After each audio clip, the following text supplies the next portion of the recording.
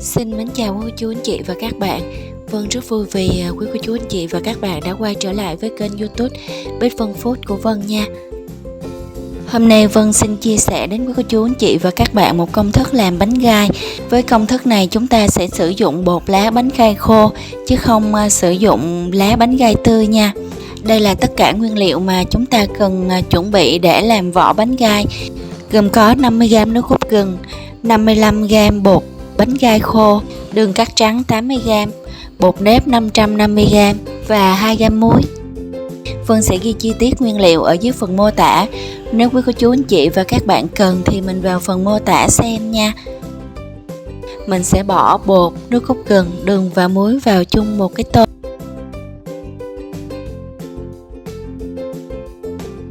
Bắt lên bếp một cái nồi và cho vào nồi là 700ml nước lọc. Cho phần bột lá gai vào trong nồi, khuấy cho bột này thấm nước. Sau đó chúng ta sẽ đun sôi nhỏ lửa trên bếp trong vòng 7 đến 8 phút ha.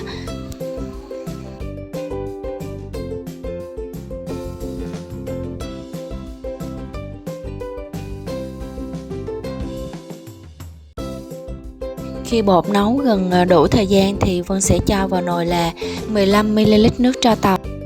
Nước tro tàu sẽ giúp cho vỏ bánh của chúng ta sau khi làm xong sẽ được mềm dẻo hơn ha. Sau khi nấu xong, mình sẽ cho hỗn hợp này vào trong bột và sẽ trộn bột lại thành một khối thật là đồng nhất. Lúc này bột sẽ rất nóng, chúng ta sẽ dùng cây phới á, mình trộn lên cho nó đỡ nóng chút xíu rồi mình hẳn dùng tay mình nhào bột nha. Nếu quý cô chú anh chị và các bạn có máy đánh bột á, thì mình sẽ bỏ vào trong cối á, đánh sẽ nhanh và đỡ cực cho mình hơn.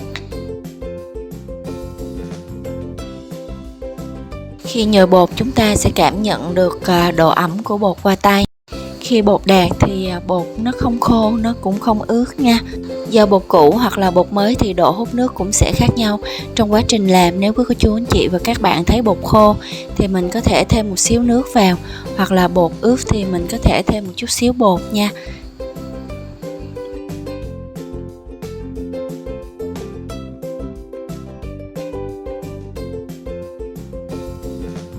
Nhồi bột xong mình sẽ bọc bằng bọc thực phẩm lại để cho mặt bột không bị khô và để cho bột nghỉ khoảng 30 phút.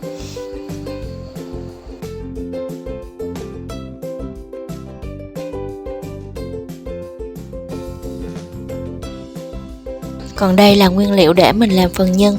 Vân có 150g dừa bào sợi dài như thế này, mứt bí 150g. Để cho phần nhân được thơm hơn thì Vân có sử dụng ở đây là một ống dầu chuối, muối 1g, đường 80g và 360g nước cốt dừa. Đây là 200g đậu xanh, Vân đã vo sạch và ngâm nở trước đó 1 tiếng ha, để đậu xanh được nở ra như thế này. Chắc nước để ráo và cho đậu xanh vào nồi. Để cho nhân đậu xanh được béo và thơm hơn, Vân sẽ nấu với 360ml nước cốt dừa.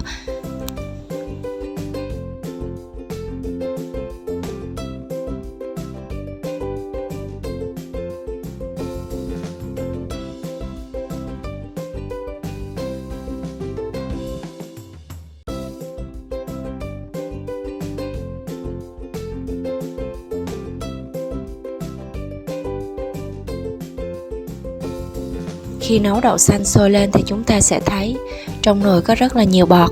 Nhưng quý cô chú anh chị và các bạn đừng hớt cái phần bọt này bỏ đi nha. Vì đây là phần nước cốt dừa đó, chứ không phải là phần bọt dơ của đậu xanh đâu ha.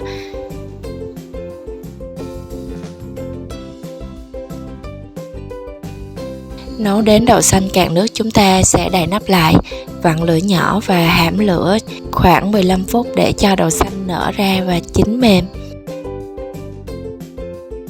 Đậu nở và tơi xốp như thế này là đạt nha quý cô chú anh chị. Cho đậu xanh vừa nấu ra một cái chảo, thêm vào 1g muối, 80g đường và 30g dầu ăn. Xên đậu xanh trên lửa nhỏ đến khi nào chúng ta thấy đường nó tan hết á, thì bắt đầu mình sẽ bỏ dừa bào vào.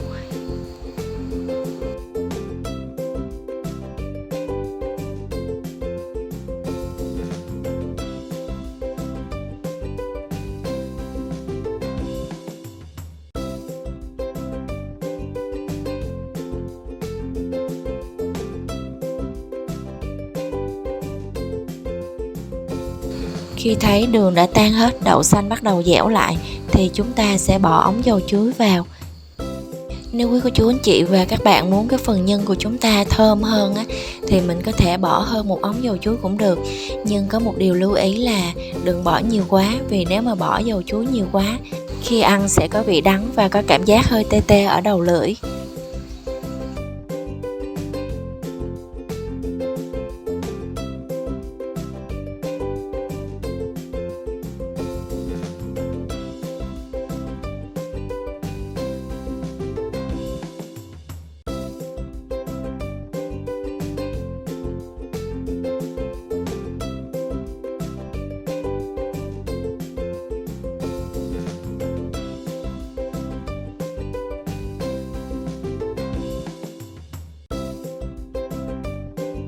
Trộn phần sợi dừa cho thật đều với đậu xanh.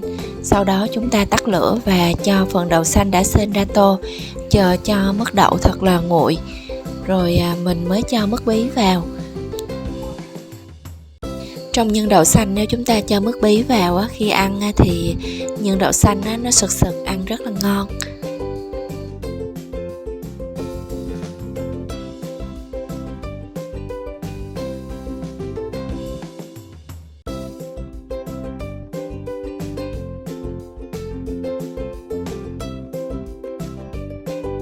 Làm bánh gai thì thường gói bánh với lá chuối khô, nhưng bây giờ Vân không chuẩn bị được lá chuối khô thì mình sẽ gói bánh với lá chuối tươi nha.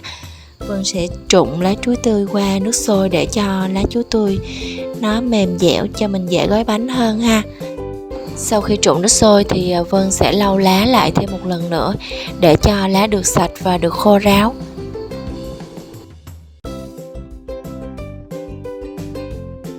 Tổng lượng nhân sau khi làm xong Vân cân được là 800g. Vân sẽ chia cho 13 cái bánh thì mỗi một viên nhân cho một cái bánh là 61g hoặc là 60g cũng được. Sau khi chia nhân xong thì Vân còn dư ra là khoảng 20g đậu xanh như thế này. Phần bột cân tổng là 220g. Mình chia cho 13 cái bánh thì mỗi một viên nhân dùng cho vỏ bánh là 90g. Vi dẹp phần bột vào vỏ bánh, sau đó cho nhân đậu xanh vào chính giữa và mình vo tròn phần bánh lại nha, sao cho phần nhân không có bị lòi ra ngoài là đạt.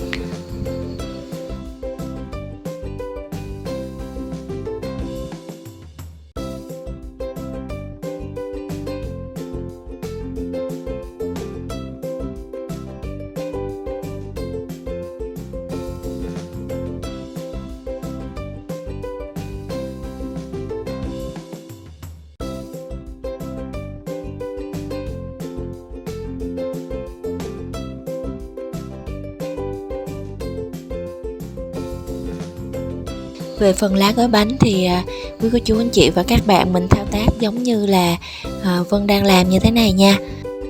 Khi xếp lá xong chúng ta sẽ quét lên mặt lá một lớp dầu để khi chúng ta nấu bánh xong chúng ta sẽ gỡ bánh ra dễ dàng hơn nha. Và rắc một ít mè trắng lên mặt bánh nha. Vì lúc quét dầu lên lá và rắc mè lên trên mặt bánh Vân đã quên bấm máy quay, nên là trong video không có công đoạn quét dầu và rắc mè lên mặt bánh. Vì vậy quý cô chú anh chị và các bạn thông cảm cho Vân nha. Cách gói bánh cũng rất là dễ dàng luôn. Lần lượt như vậy chúng ta sẽ gói hết phần bánh đã chuẩn bị ha.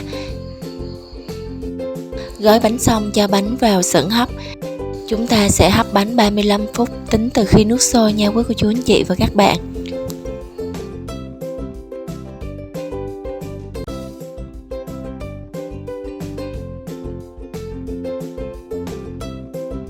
Hấp đủ thời gian chúng ta mở nắp ra và kiểm tra bánh nè. Bánh rất là mềm dẻo luôn.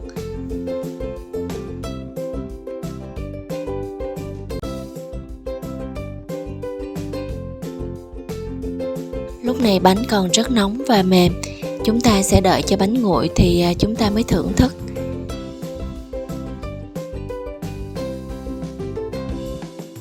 Vân sẽ mở một cái bánh ra cho quý cô chú anh chị và các bạn xem nha.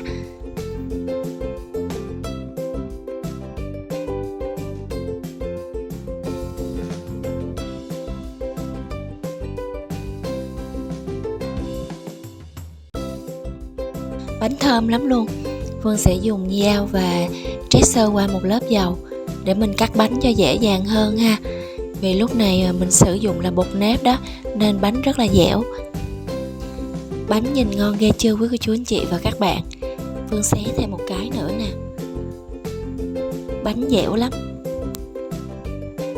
Mến chúc quý cô chú anh chị và các bạn xem video thật là vui vẻ. Và một điều quan trọng là sẽ làm ra những mẻ bánh gai thật là ngon để đãi cho gia đình mình nha. Còn bây giờ xin mến chào tạm biệt và xin hẹn gặp lại quý cô chú anh chị và các bạn ở video tuần sau nha.